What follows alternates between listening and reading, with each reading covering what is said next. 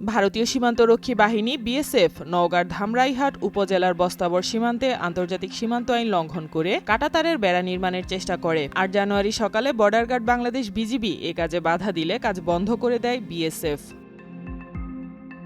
বর্তমানে নির্মাণ কাজ বন্ধ রাখা হয়েছে বলে নিশ্চিত করেন নওগাঁ ১৪ বিজিবির অধিনায়ক কর্নেল মোহাম্মদ ইকবাল হোসেন। এ ঘটনায় এলাকায় থমথমে পরিস্থিতি বিরাজ করছে। সতর্ক অবস্থানে আছে দুই দেশের সীমান্তরক্ষী বাহিনী।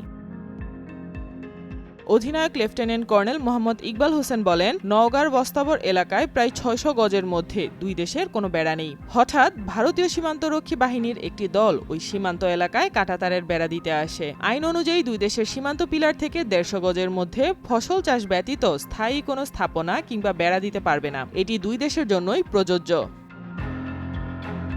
কিন্তু বিএসএফের সদস্যরা আন্তর্জাতিক আইন ভেঙে কাঁটাতারের বেড়া দিতে আসে।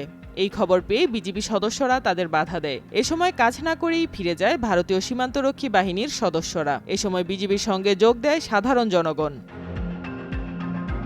একটি ভাইরাল ভিডিওতে দেখা যায় হাজারো মানুষ বিজিবির সঙ্গে যোগ দিয়ে মিছিল দিচ্ছে। তারা বলতে থাকে, আমরা অন্যায়ভাবে এক বিন্দু মাটি ছাড় দেব না, জীবন দিয়ে দিব, তারপরও ভারতীয়দের কাছে অন্যায় কোনো আপোষ মেনে নিব না। সীমান্তে বাঙালি সহ বিজিবি সদস্যরা সাহসিকতার প্রশংসা পাচ্ছে সোশ্যাল মিডিয়ায়। বিজিবির এমন উদ্যোগকে নেটিজেনরা সাধুবাদ জানিয়েছেন। অনেক নেটিজেনরাই এই সম্পর্কে ফেসবুকে লিখেছেন। মামুনুর রহমান নামে একজন ফেসবুকে লিখেছেন, দেশের অতন্ত্র প্রহরী বিজিবির কাছে অনুরোধ, দেশের স্বার্থে এক বিন্দুও যেন ছাড় না দেয়া হয়। আমরা জনগণ আছি আপনাদের সাথে। আহমেদ রাফি নামের আরেকজন ফেসবুকে লিখেছেন, এই বাংলাদেশ আমরা চেয়েছিলাম। দেশের সার্বভৌম রক্ষার্থে সবাই আমরা ঐক্যবদ্ধ থাকব। মোহাম্মদ সাদ্দাম হোসেন নামে আরেকজন লিখেন, কোনো ছাড় হবে না, সেলুট বাংলাদেশ বিজিবিকে।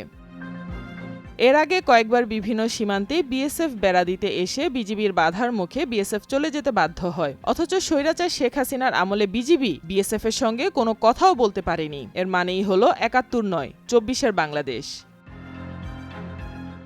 সাইমা আক্তার, নয়াদিগন্ত।